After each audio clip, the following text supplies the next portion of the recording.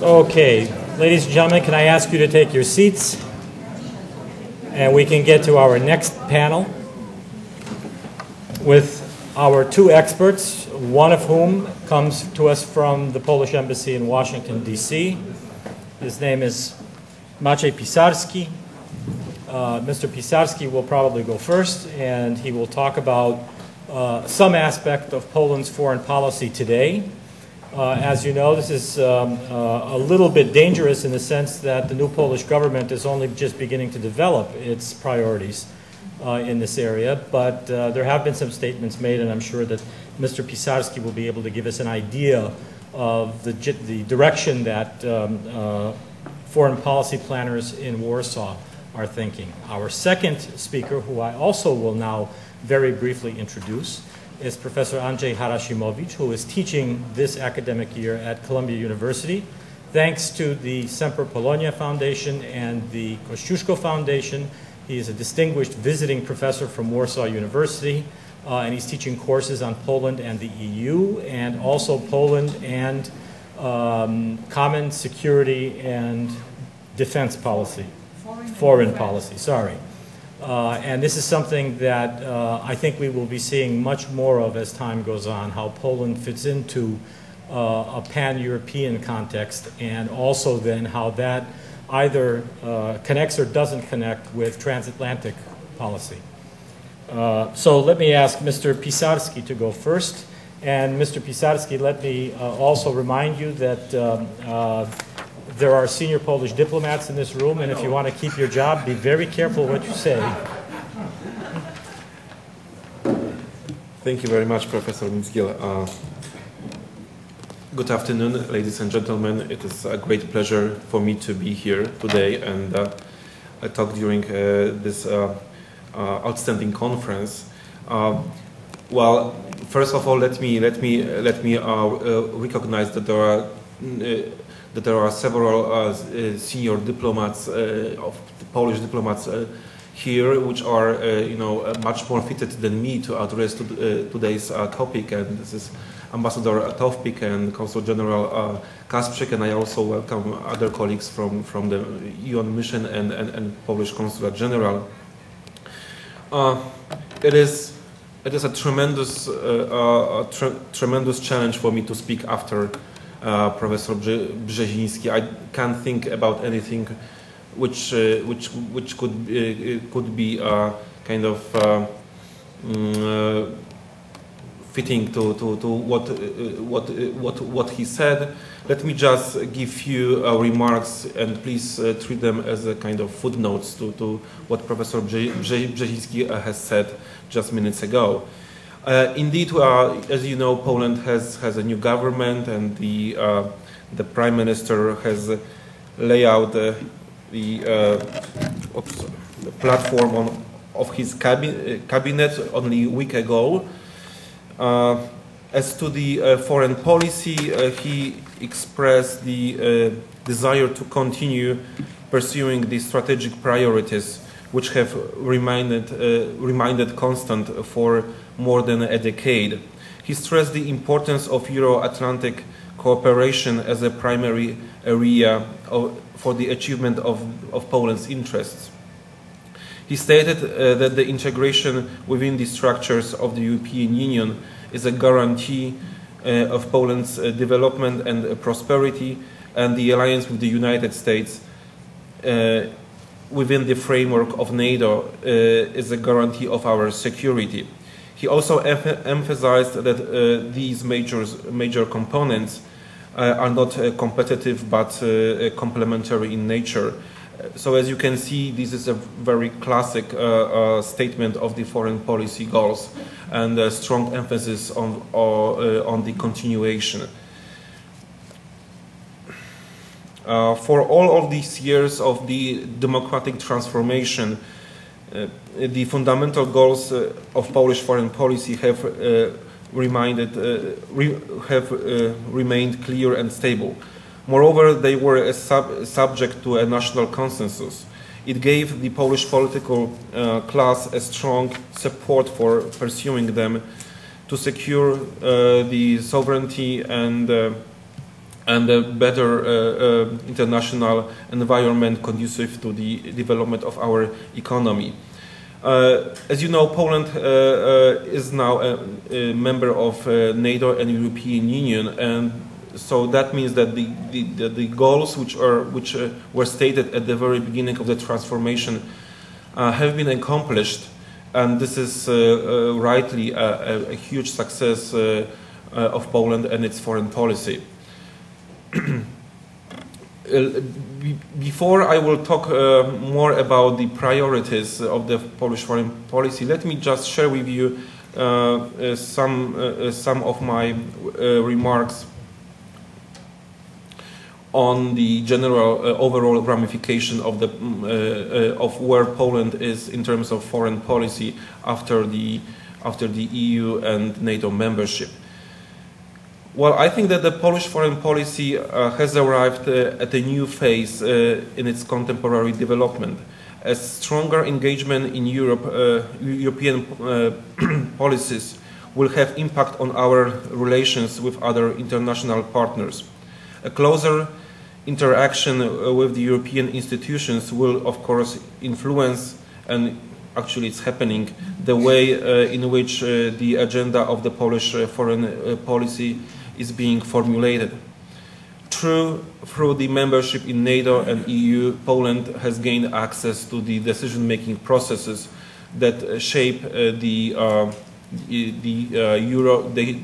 shape Europe and the transatlantic area. Nevertheless, the integration brings also some new challenges, and let me now just briefly enumerate some of them. I fully understand that these are just examples, not the closed list, and it can be also treated as the addition to the challenges Professor Brzezinski has spoken about. Well, in this new environment, Poland has to define its new goals in the relations with its major partners. In a sense, that they should strengthen our position within the transatlantic institutions. While securing a full national consensus for the foreign policy goals might not be so easy as in the past in that environment, then Poland has to address the growing interdependence between the domestic and foreign policies. Besides, the society expects that the foreign policy will provide more tangible benefits to ordinary citizen, whether it is about easing the travel restrictions or providing more opportunities for work or studying abroad. Those who will shape the foreign policy in Poland have to be prepared to address such expectations and keep them on a level where they can be met. The European integration brings about a dilemma of ceding more national sovereignty to supranational organizations, and this is, of course, a very complex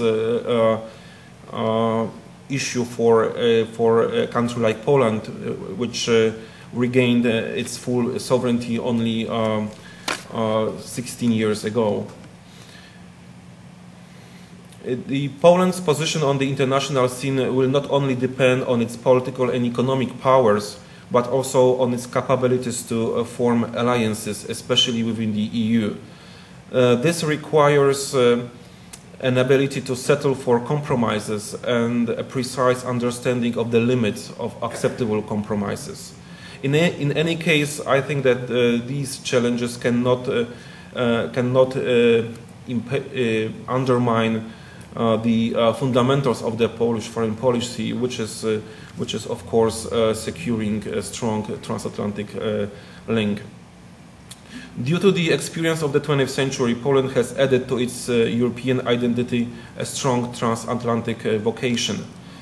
Well, therefore, the dilemma with Europe or with the United States sounds pretty alien to us. In fact, it is seen in Poland as unreasonable and even destructive. Poland supports American leadership in reshaping the international system. Europe too should be actively engaged in that process. We perceive the American role as an asset, a force for a positive change. The United States has the potential for such leadership, but for this, however, to be effective, it has to be inclusive and based on the principles acceptable by the members of the international community, at least by those who adhere to the democratic values. Despite the geopolitical changes brought by the demise of communism, Europe remains important for America and its security. It would be a big mistake to assume that Europe no longer matters. To meet the challenges of the 21st century, America has to have allies. The only genuine ally with whom America shares fundamental values and interests is the European Union. With its potential in economic, political, and in the future probably also military capabilities, the EU is an attractive partner for the United States to promote stability, democracy and prosperity in most volatile regions of the Middle East and Eurasia. Poland will continue to advocate for a greater transatlantic cohesion while rejecting any attempt to build a European unity on anti-American sentiments. Of course, we are aware that the differences in opinion between the United States and some of the European countries are kind of natural phenomenon. After all, we are speaking about a community composed of democratic nations. With the absence of a looming danger, as for instance during the Cold War, such differences are likely to surface probably even more frequently. But we need to learn how to deal with them without undermining the transatlantic construction. Any European policy built on anti-Americanism will non-function in Europe. In fact, it will produce a great deal of friction between the EU members and possibly putting in question the whole great European project. Poland recognizes the necessity for NATO to transform itself in order to remain relevant in the era of new threats. No other military alliance in the history has proven to be more successful than NATO. As we know, at present there is no serious threat of a major military conflict in Europe, although we should not forget that NATO is still playing a pivotal role in providing the security in the parts of the Balkans, while the international efforts to handle the issue of the status of Kosovo are accelerating. Nevertheless, it does not mean that we can take our security for granted, and I think that Professor Brzezinski made a strong point in that field. The sources of possible threats are located these days mostly outside Europe, and NATO has to be ready to contain them before it is too late. Therefore, the alliance has to possess efficient political and military capabilities to act beyond the continent. Taking a greater responsibility for the stabilization in Afghanistan shows that NATO is developing in this direction. And the Prime Minister, during his speech in the Parliament, I think, said that Poland will be ready to take over the command of the NATO operation in Afghanistan, provided the alliance gives some logistical support. The alliance is also playing an active role in Iraq, and we hope it will continue to do so. Again, Poland supports NATO's engagement outside Europe, But for us, the bottom line here is that that NATO's primary goal remains the collective defense. The task of the democratic transformation in Europe is not over yet. There is still plenty of unfinished business, above all the modernization of Eastern Europe, including the anchoring of Ukraine in the Western family. The issue of Belarus has been gaining the importance over the last several months. To handle all these problems properly, we need to have a strong common strategy between United States and Europe. We just believe that these are very important tasks for the transatlantic community that could reinvigorate it. The Orange Revolution in Ukraine showed that the society has spoken out for the democracy. Poland has worked with the United States to encourage Ukraine's closer integration with the West, including NATO and WTO. We have also advocated the Ukrainian cause within the EU, encouraging the development of the action plan, encouraging to look for ways to ease the existing visa regime, and to grant Ukraine the market economy status. It gives us a great deal of hope to see that United States and European institutions are engaged in facilitating a democratic change in Ukraine. Nevertheless, Ukraine still needs a lot of support from us, but it also provides the transatlantic community for a unique opportunity to demonstrate its credentials as the main engine for reform, for freedom and democracy in the most sensitive regions in Europe and beyond. Poland is also vitally interested in developing a more coherent European policy towards Russia, which would include also such issues like energy and trade. Let me say a few sentences about the Polish-American relations. As you know, the contacts between Poland and the US have reached in the recent period an unprecedented level.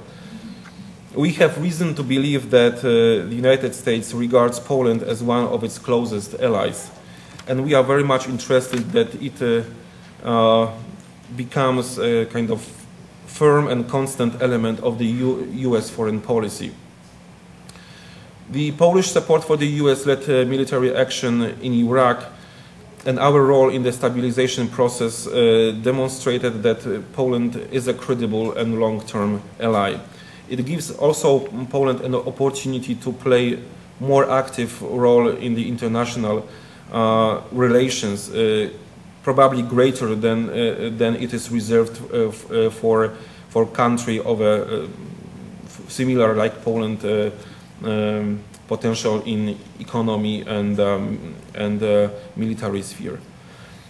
We hope that the situation in Iraq will normalize, and to the extent that it would not longer demand a larger military presence and allow us to change the character of our mission there. The bottom line is, though, that Poland sticks to its commitments.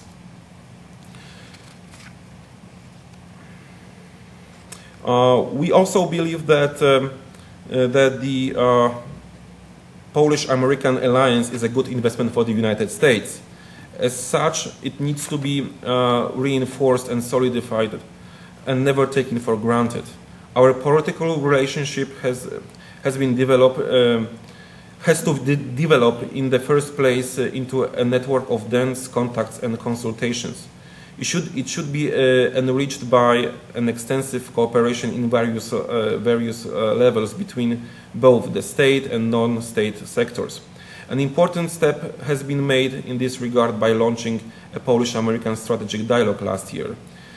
In addition, we have identified 4 major areas of cooperation that provide a great opportunity for the development of our bilateral ties.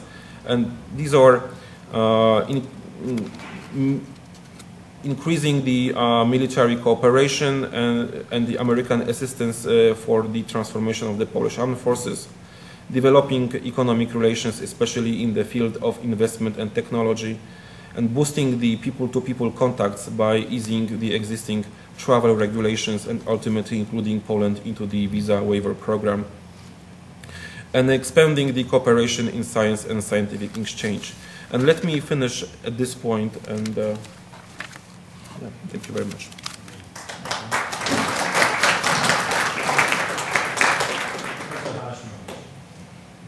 Thank you, Mr. Chairman, and ladies and gentlemen. It has been said already that it might be killing for the speaker to deliver after Professor Brzeziński, but in this case, it is easy to speak after Professor Brzeziński because one could dream on for having such an introduction. It all depends on what you're going to have to say, and that will be a dose of correspondence, I think, because between our interventions here. And I gave a title to my presentation, and Poland's Foreign Security Policy 1989 and 2005. And subtitle is, are we really confronted with two options? And I will concentrate my remarks on what I think is central issue of Poland's foreign and security policy in 2005. And the question is how to combine our commitments in NATO and European Union in more harmonious way. On my side, this will be rather invitation to further thinking and to discussion than one and only concept. And it will be rather normative than descriptive in character. But I think that this problem of harmonious coordination of being member of two such big organizations is an essential problem for Poland's foreign and security policy, and I think that we lack a serious debate on this topic in my country. So, to start, I think that the first period after 1981, after this year of wonder, was a great, remarkable success in Poland's foreign policy.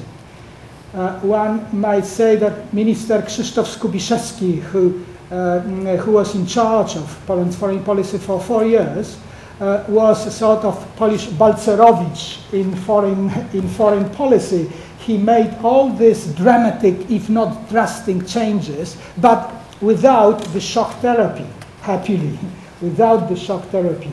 The breakthrough was managed in very smoothly, well think over, and in very pragmatic and successful way. Imagine escaping from communist system and from Warsaw Pact, from Comecon, and having reuniting Germany on one border, having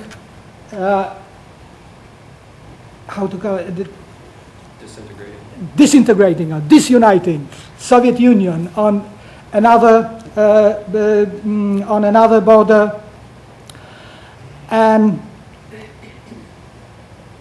the borders,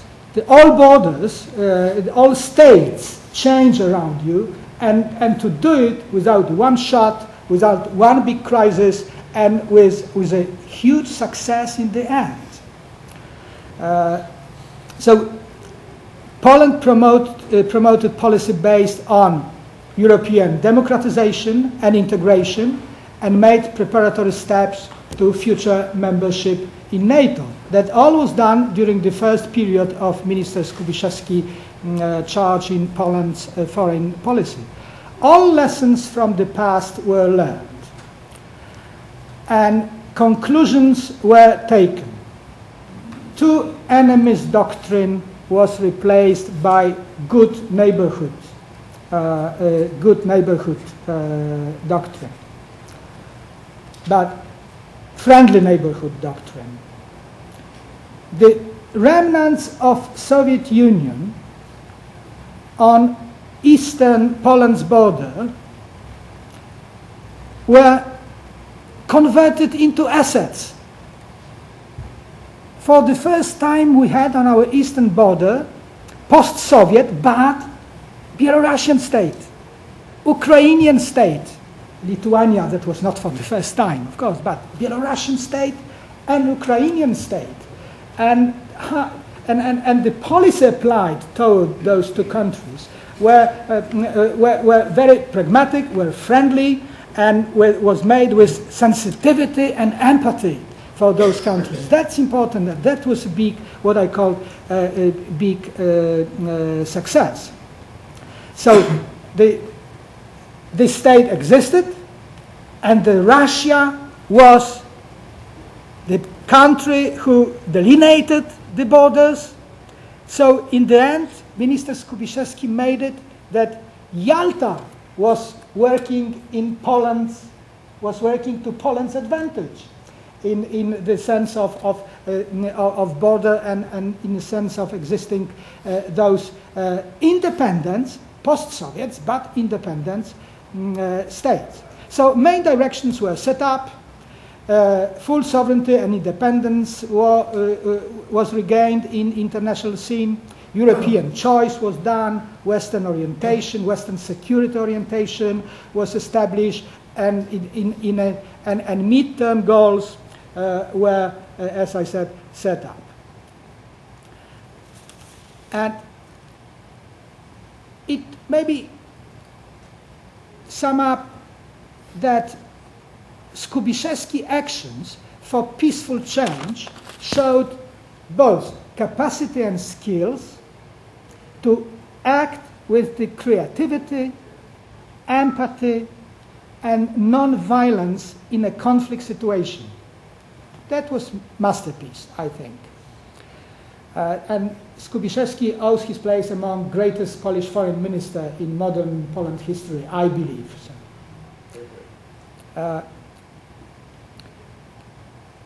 good geopolitical situation continue after his termination of office, and that was good period in the sense that the goals which were set up were being implemented.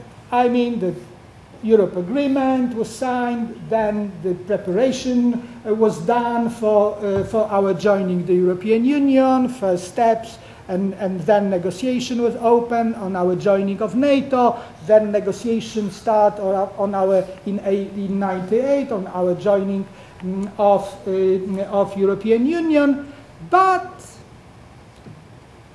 period of drift has started, and what I mean is lack of serious thinking in strategic terms, in terms of long-term period, in terms of time, in terms of territory, in terms of future threats, in terms of new nature of threats around, in terms of our resources and our instruments we have in foreign policy. Everybody was happy in Poland about achieving our strategic goals. We are a member of NATO and we are a member of EU, and history ends. Quoting Francis Fukuyama. History never ends, we know it well, and then it was more and more visible that joining this organization is just the beginning and not the end. It's the beginning of Poland's foreign and security policy, and we are coming with big empty ends, I think, to this the organization. So in such an environment of emptiness in strategical thinking, we invented that we are best ally of United States. And we start to bridge Europe with United States. We start to bridge Russia with Western Europe. So we are really meaningful power in the world. So that was a symptom of illness, I believe, because in Poland's foreign security policy, there is no question of choosing options for America or for Europe. for NATO and for European Union. Both are pillars of Poland's foreign and security policy. So the question is not to choose one option and name it first and this second. The question or the problem and the ongoing illness in Polish debate on foreign and security policy is how to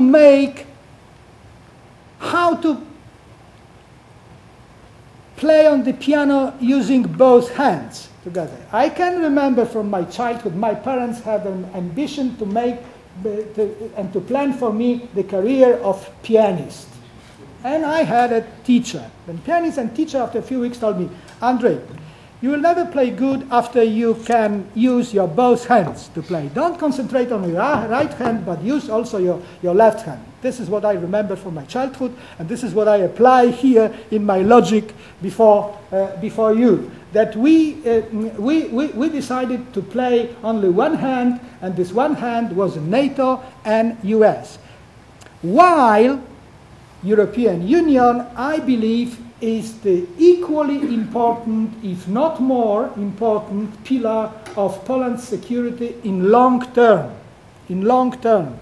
Because NATO is in the end, NATO is about emergency issues. And European Union is about daily business. After we declared to be a big power and to breach Germany with United States, and German colleague, liberal, good German, asked me, Andrei, how much trade you have with United States? So I said to him, oh, that's interesting. We had 20 times more. Yeah, so that's the role we can play in bridging. What the problem we really are confronted with is to bridge, but not continents, but to bridge our options in national politics. To bridge NATO or American option with European Union option and make them one for countries' security than being thrown from one piano to another and to playing just one, sometimes blues and sometimes mazurka. Yes, that's not that would be the policy condemned to failure. And I believe we will not continue. We will not continue this this way. Of course, this is not my point to weaken Poland's US or NATO relations.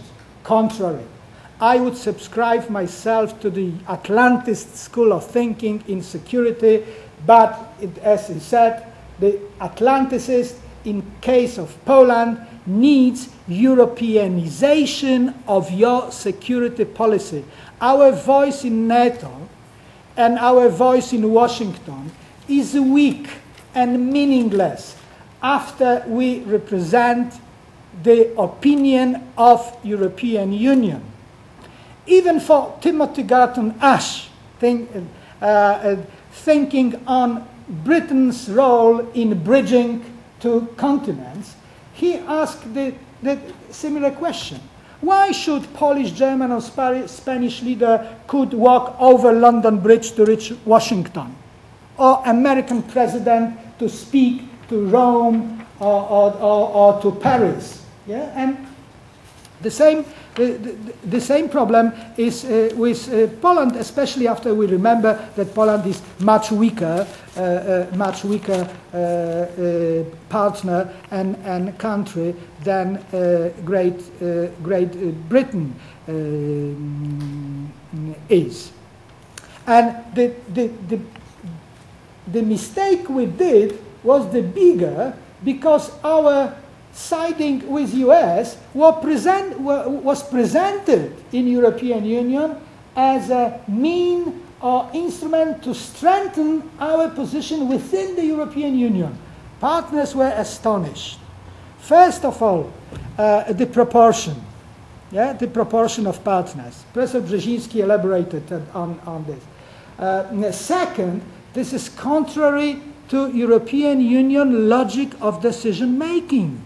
You cannot translate your external weight or external powers and to transport them into the decision-making process in the Union, because other partners would disagree with you, because it would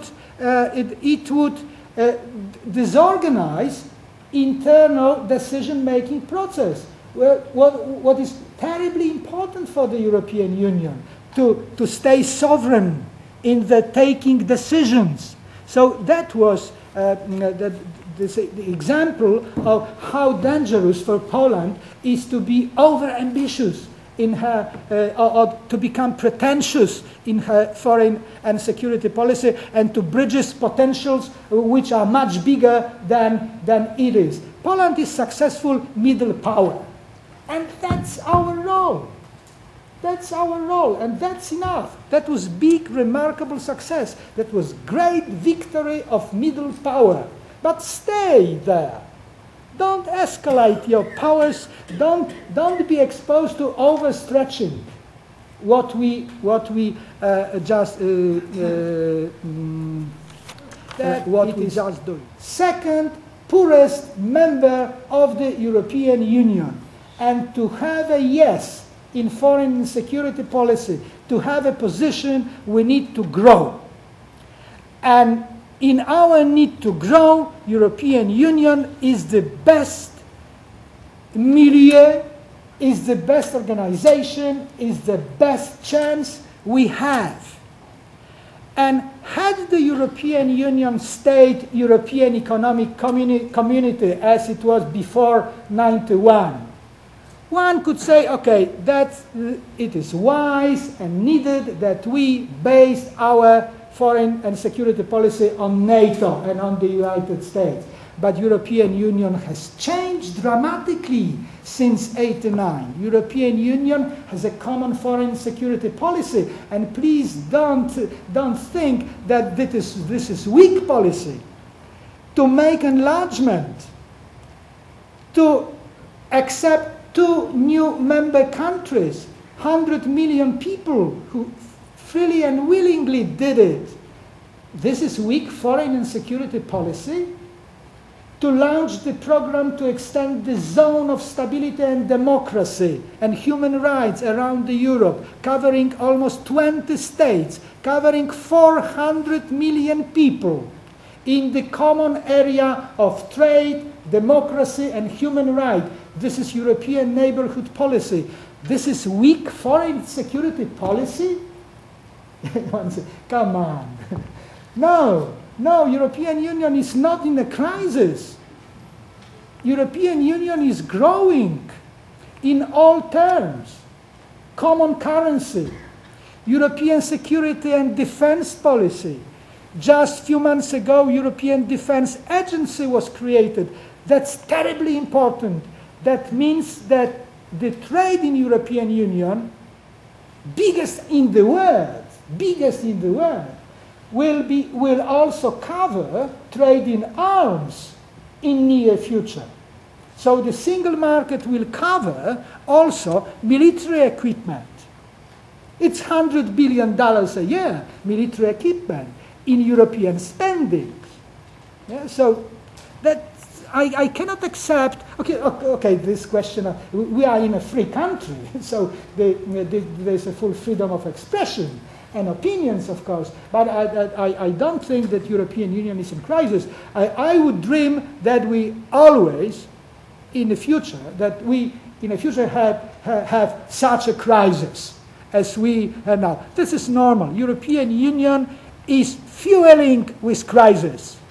That's good. Conflicts are normal. We love them. We love to solve them.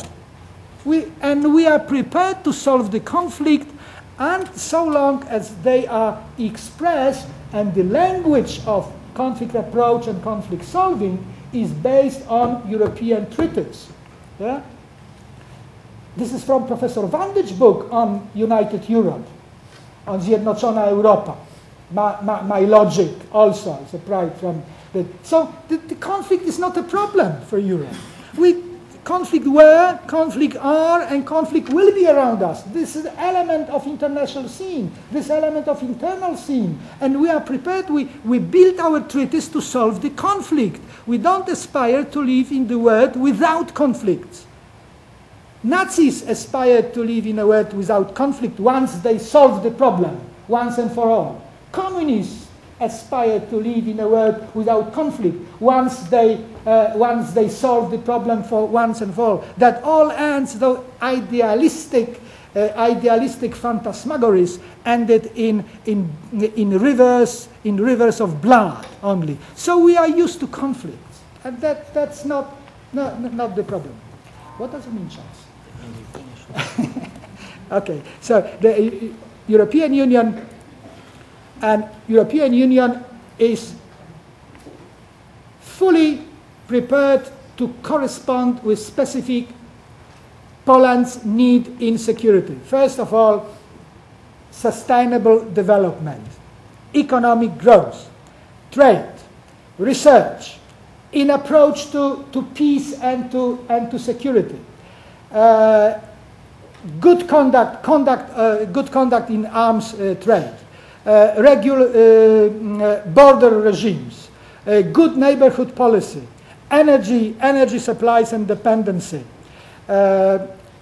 All economic aspects of security are being taken into account in common foreign security policy and European security and defense policy. So this is why my point is that our daily business is connected to European Union, and European Union has capacity to deliver in the field of foreign policy and security policy. I have no time to deal with the issue of burden sharing among Europe and among Europe and European Union, but it's not the story only to count or to take into account military spending.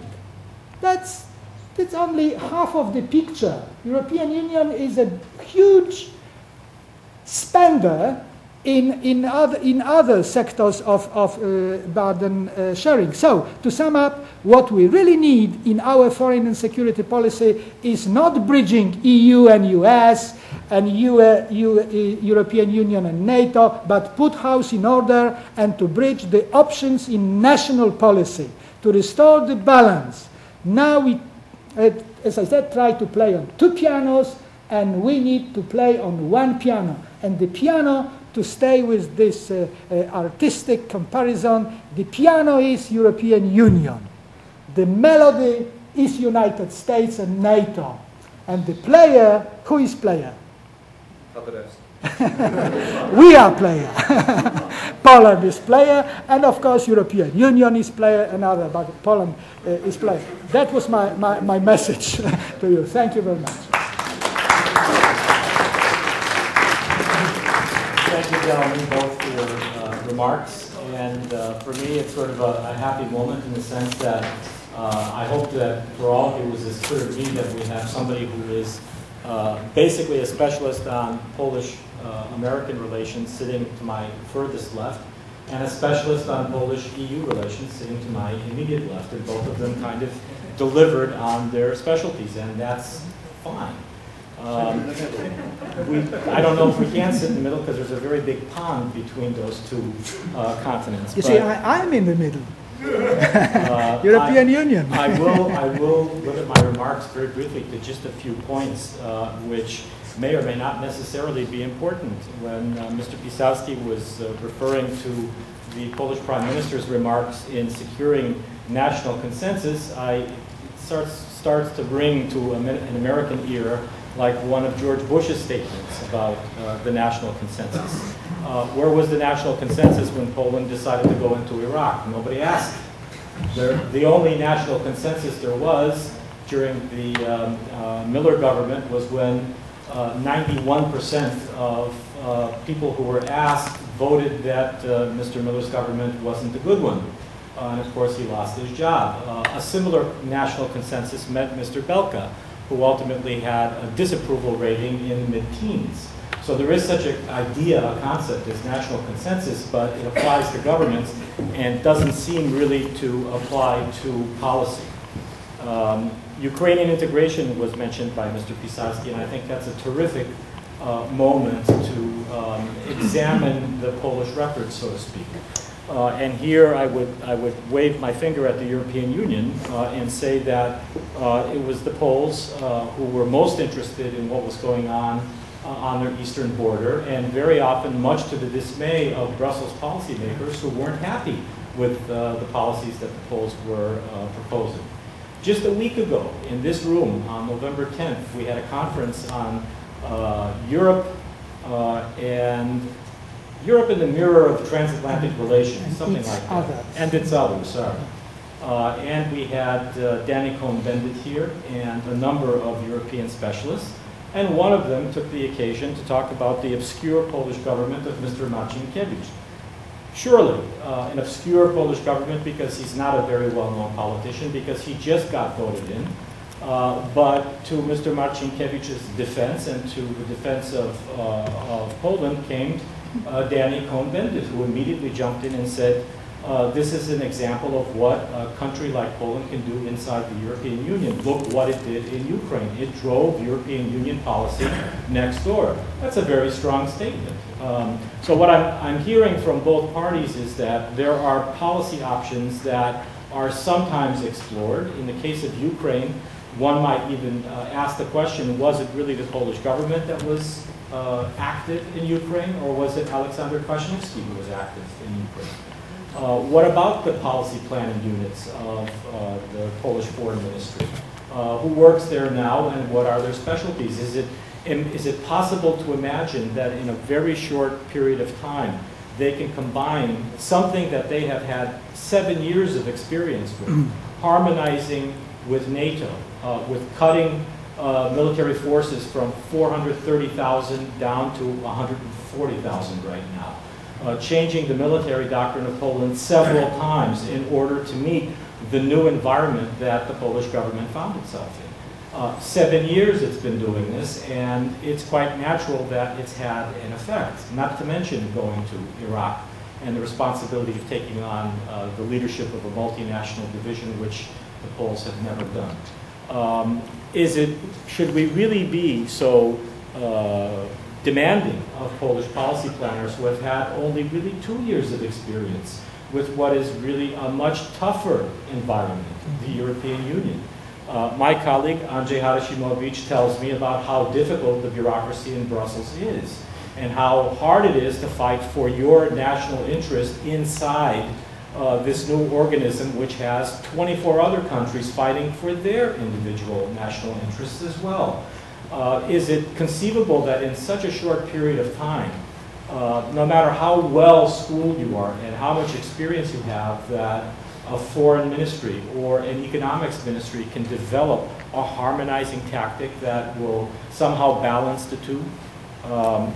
I'm not sure that this is a fair question to ask of politicians in a single country. What don't we see in the very brief expose of the new Polish Prime Minister with respect to foreign relations? You may recall Mr. Wałęsa back in 1990, 1991, at one point floated what we call a trial balloon. He talked about so-called NATO bis, which was an idea doomed to failure, but concerned cooperation with those countries lying between Russia and Poland from the Baltic Sea to the Black Sea. Funny thing, that idea came up just a few months ago in Poland. Once again, this time the person who was speaking about it was Aleksander Kwaśniewski. Is there anybody in Poland seriously thinking about some kind of intermarium, some kind of revived Promethean movement, a closer cooperation with countries that see a better arrangement than the one that's there right now? I don't have an answer to that, and I wonder if either of our speakers do.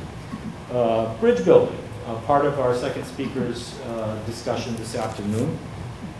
Bridge building is fine, and I have to say that Poles are very good at building bridges. There are lots of bridges around the world that have been built by Poles.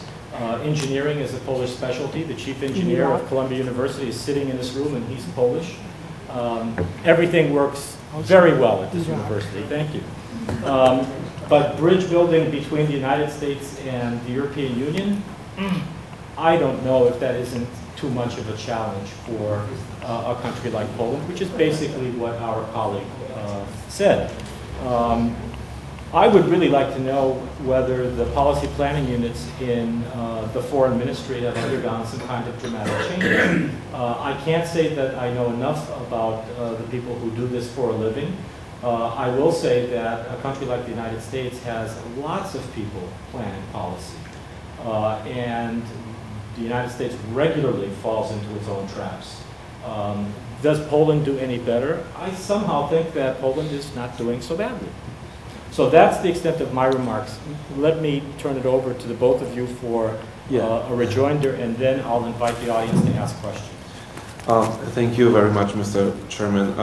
Indeed, there is a lot of on my plate now. So let me try to make some remarks in response to what both of my distinguished co-panelists said. First of all, let me address the issue of national consensus. Maybe I was Maybe I was not clear.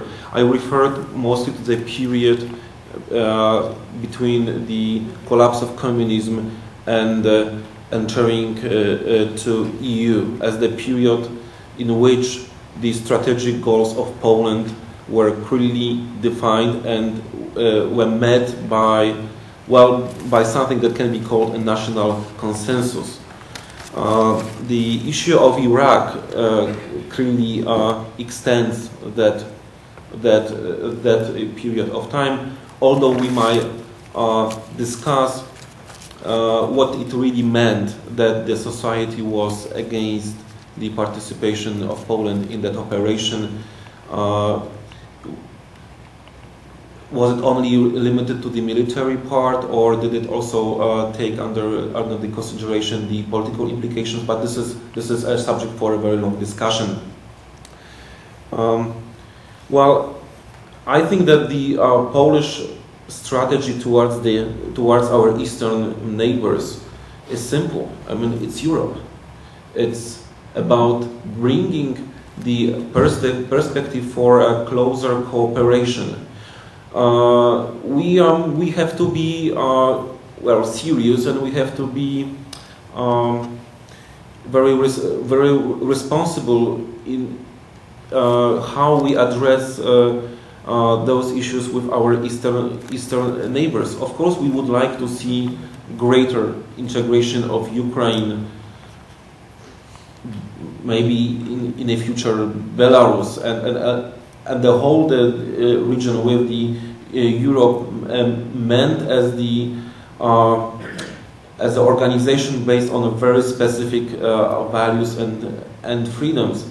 And I think that the Poland is interesting to our eastern neighbors only in that sense that it could somehow facilitate their quest for a greater integration, that we can share with them our experience.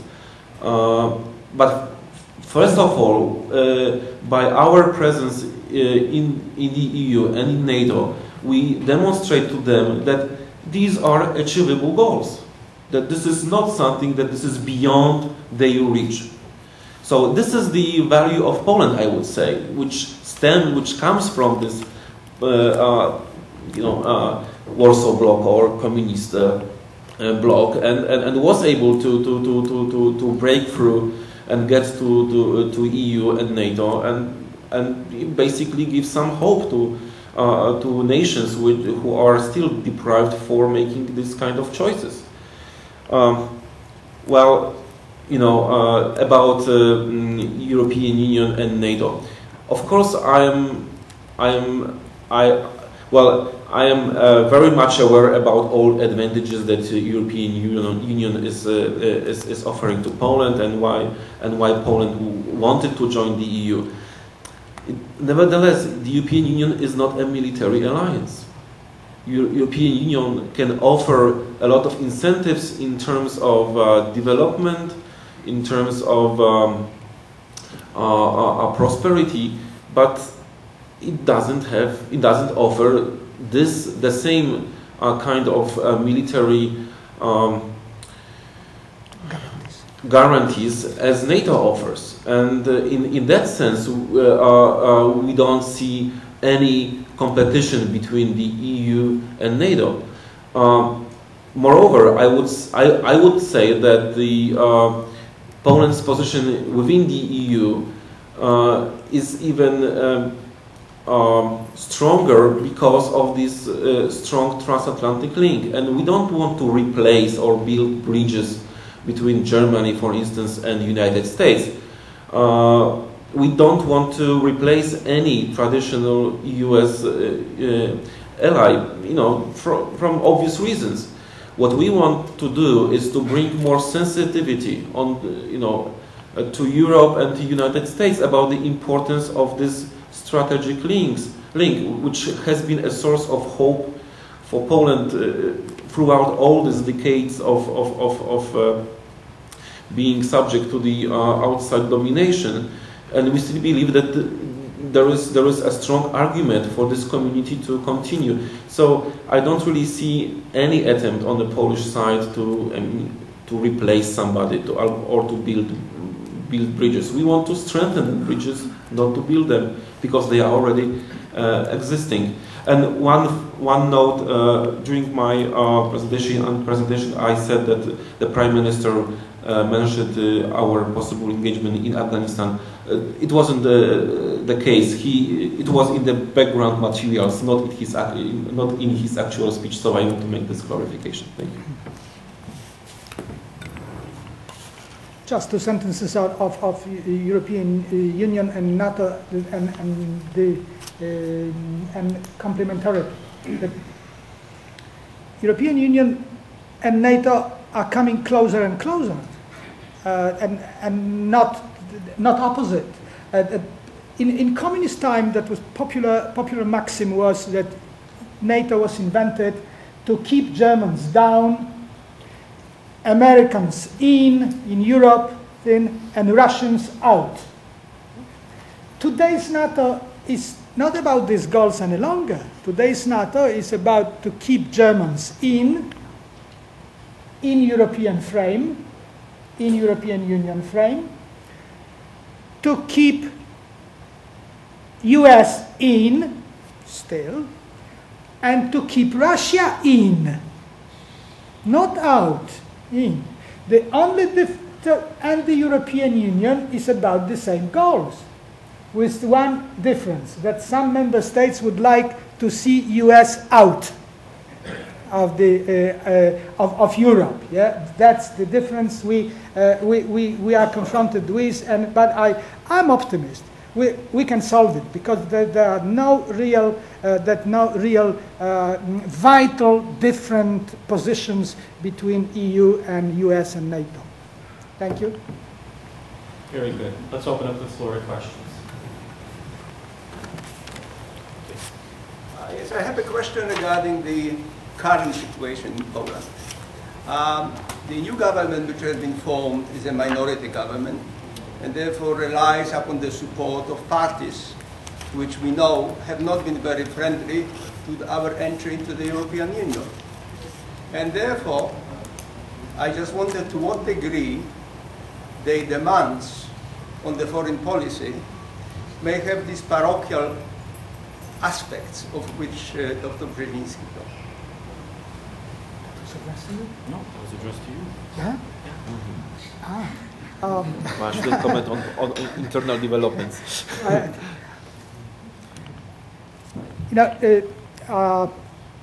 To be open with you, I have no final opinion of this new government, because I'm too distant, and I'm happy here to be concentrated on academic affairs and not on political affairs. So, but I would be until Stefan Meller is where it is. I mean, in a foreign ministry, I would be I would be of good hope what would happen.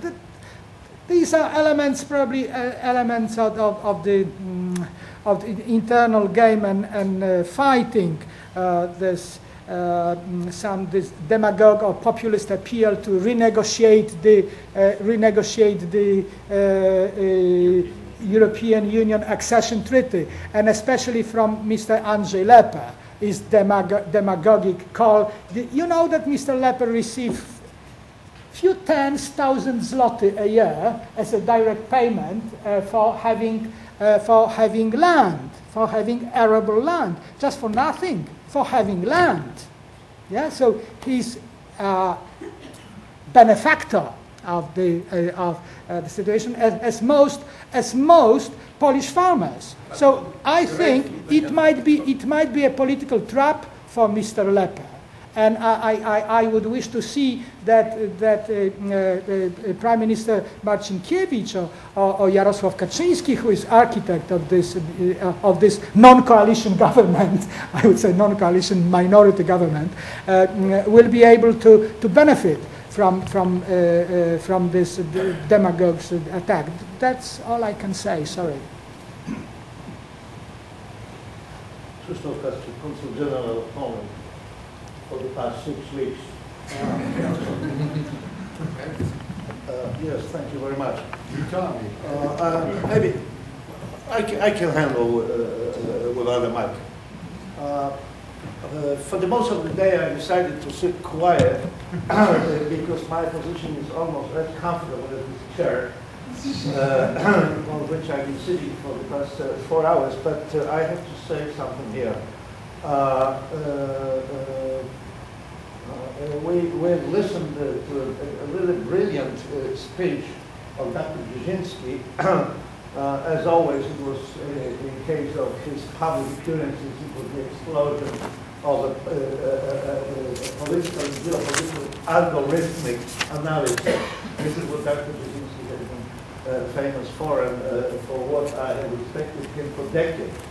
But I would somehow like to comment, even critically, the very attractive concept which was picked up from his speech, which is assertive parochialism of Poland, of its foreign policy, and which somehow appears in the air as something which may a little bit demonize Polish politics in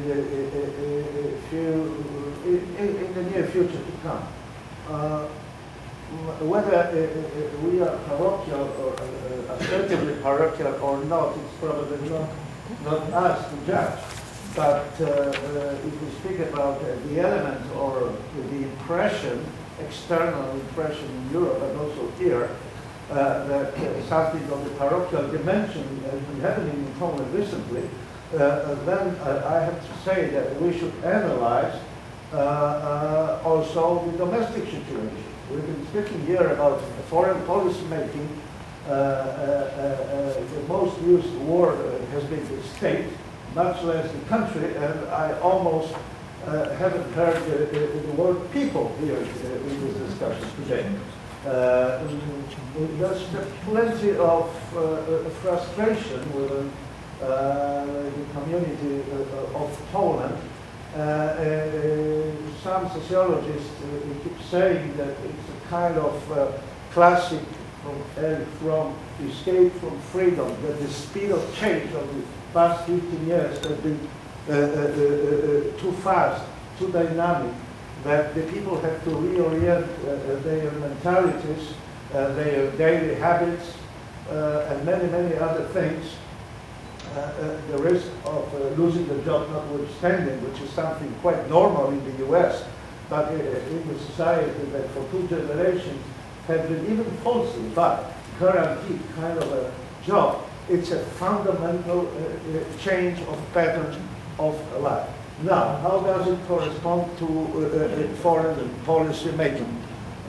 In my judgment, this general feelings, nastroje, as we say, in Polish, have had a certain impact on the climate, especially in the past 2-3 years. Entering the European Union was heavily politicized in Poland and used by various political groupings from left to right for their benefit, for the benefit of their relationship with their constituencies. And please do not forget that the current time we're speaking about, I mean the year 2005, was extremely politicized because we had the elections, both for the House, for both chambers of our parliament, and very, very shortly later for the president, for the head of the republic. And if I would try to add something or think about major concerns as far as the near future of our foreign policy making is concerned, I would pragmatically state that nothing that can be seen as dangerous as the threat of the assertive parochialism can really be seen on the stage, on the scene. There are some Russophobic voices on the Polish political scene, but when we speak about Russophobic examples of behavior, we must not forget about also Polonophobic behaviors and opinions and statements in Russia. It's a simple, innocent statement of myself, nothing more. The whole story with the victory parade in Moscow on the 60th anniversary of World War II conclusion was very spasmodic for Polish community. We all know how it was played also on the Russian side with the Polish presence up there, how deep and full of convulsions was the debate in Poland about whether the Polish president should participate, should go to Moscow or not. And I wouldn't call all the tunes the false music. It was just the overall discussion in the country, which is open, free, and has been also getting out of the blue as far as Polish-Russian relations are concerned. The same or a similar analysis could be done with Polish-German relations. I totally subscribe to Dr. Brzezinski's opinion that the further reconciliation or strengthening the Polish-German reconciliation has a crucial meaning for many aspects of our life in Poland, as well as for our position in Europe, and our general feelings, samopoczucie. But still, this issue is very complex. It's complicated for each of the generation of Poles. It's very complicated for the people who lived through the war, who somehow have been victims through the war, who remember losses of their years, of their wealth, devastation of the country, and so.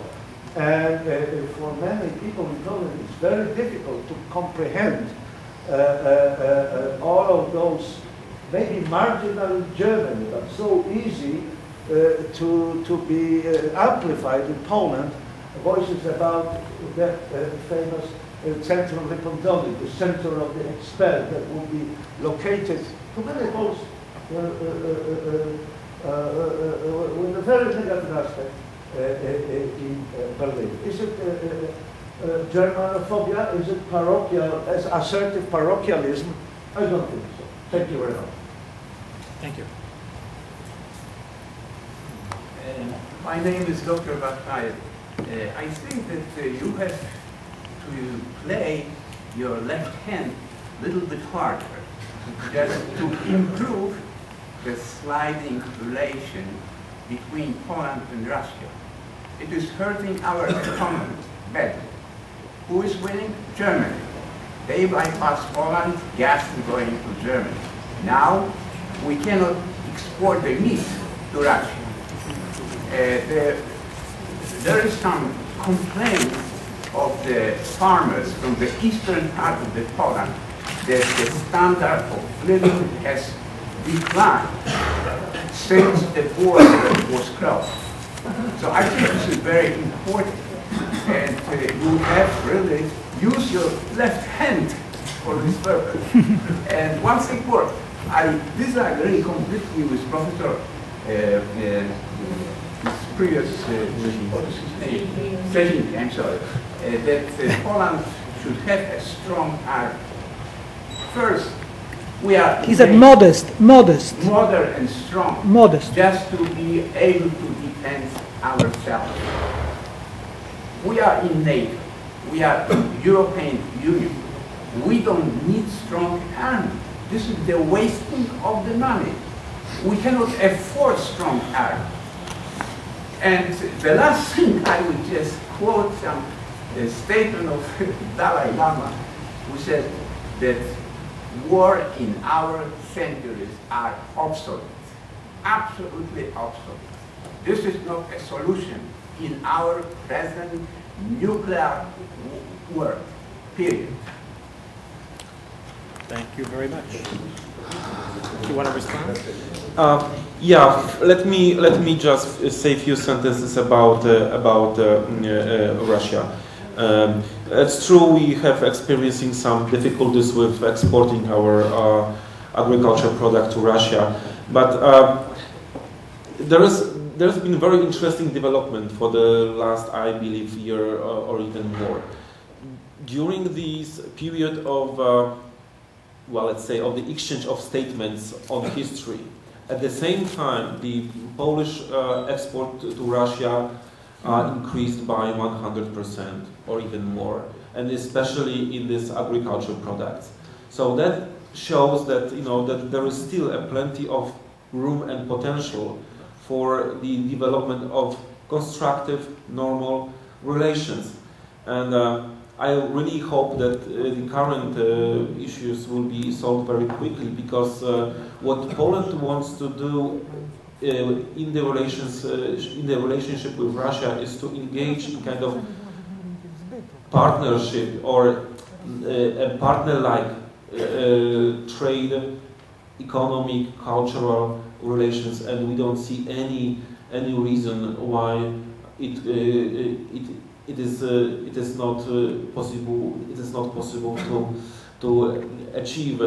Well, to the armed forces, I think that this is one of the lessons we have learned from the Polish history, that we need to be ready to confront any type of threat to our independence and sovereignty, because this is not. For us, it is not a theoretical discussion whether there is a kind of threat or menace or, you know, a conflict situation.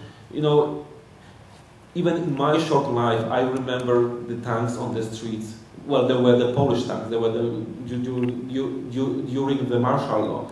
I understand the difference, but I think that the sense of the importance of the security policy in Poland is very strong, and this is what I would say differ probably in a sense Poland from its Western European neighbors, who developed in a completely different situation. Thank you.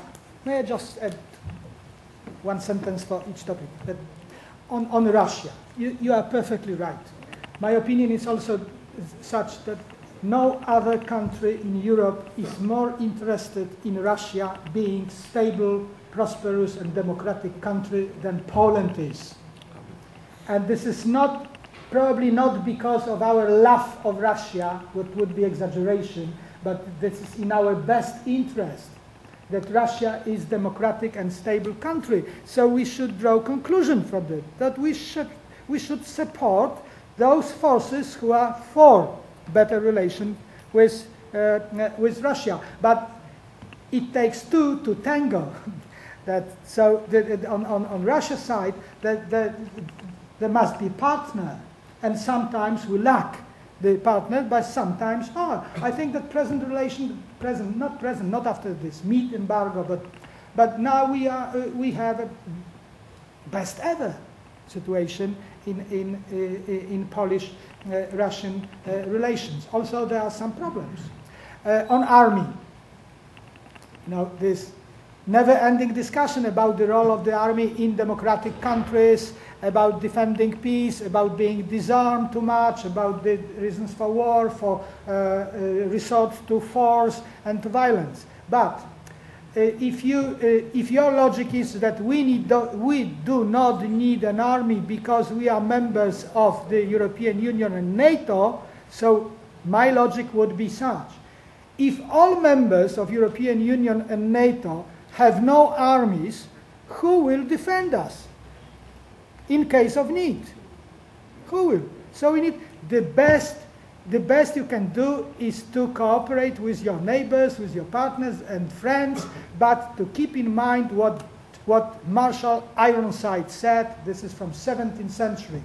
Trust God and keep your powder dry.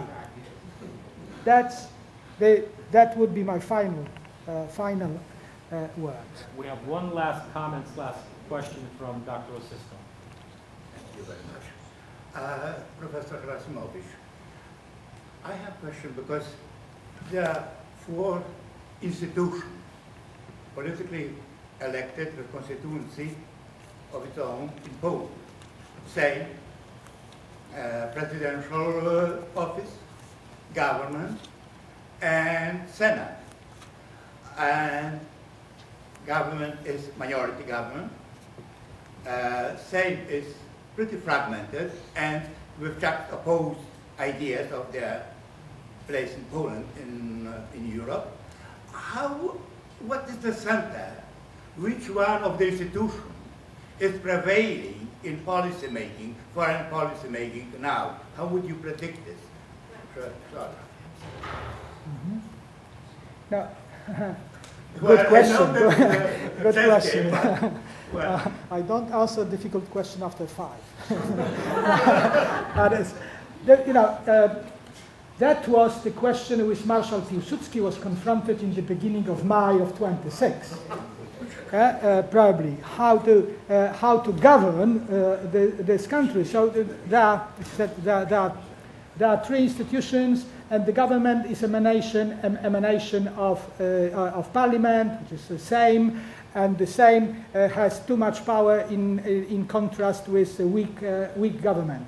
That was the problem of the interwar period, and this is still our problem. So after thinking a bit on this, and after following some wise people, I think that the only chance for better democracy, for better quality of governance in Poland, is a change of constitution, to make government stronger and to make parliament not so powerful in changing government in chosen moment.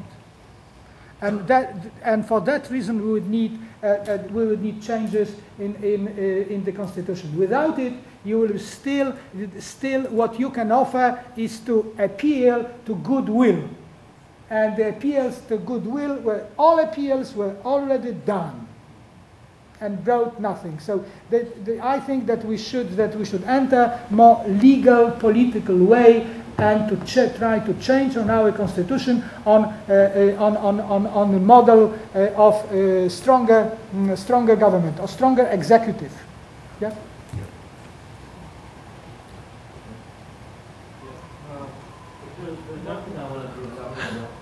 Andrzej Dowcik, po czym się wywołał? A nie, I think it's difficult to join this discussion because there are 2 tracks of discussion. One is kind of a historical reflection on the foreign policy and changes in the foreign policy of the Third Republic, and the other is based on the current problem. And let me make just 3 short remarks. One on current problems, and especially on the discussion whether the foreign policy of Poland is parochial or not. And it seems to me that it doesn't take into account one basic change which happened in Poland. Poland being a member of NATO and the European Union. And so part of our policy is made through NATO and the European Union. Now I'm ambassador to Poland to the United Nations. And every week on Monday, the heads of the missions meet and decide on many issues. And also Polish policy is taken into account. Before, I was Polish ambassador to NATO, and I must say that a lot of decisions taken by NATO were taken with the Polish participation. So I would say that a paradox is, but I would say that for the first time in our history, we are really having a global policy. Because in other conditions, we didn't need to express on many issues on which we must express and we must present our position today discussing different world problems within the European and NATO. So it must be taken into account this, as I said, substantial change of circumstances in foreign policy. My second, I would say, remark is related with the history of shaping foreign policy of the Third Republic, and especially I was provoked and in a positive sense by Professor Harcimowicz when he defined Professor Skubiszewski as a Balcerowicz of Soviet Polish. I fully agree. And so happened that at that time I had a chance to cooperate with Professor Skubiszewski, and it seems to me there were three main lines in thinking, of political thinking, of Professor Skubiszewski at that time. First, to change bilateral relations with neighbors. Because, as often I'm saying, security of any country starts with good bilateral relations with neighbors. So we changed all our neighbors. Before it was the Soviet Union, German Democratic Republic, Czechoslovakia, which ceased to exist. We had new seven neighbors, and with all of them, we established new treaty relationship and a rather good cooperation. And this is, again, probably for the first time, we have this kind of bilateral relationship with all our neighbors, despite some tensions which exist in the relations with Russia or Belarus. Second, what has not been mentioned in the discussion, is a new dimension of our regional policy. Central Europe never in history has generated any form of regional cooperation.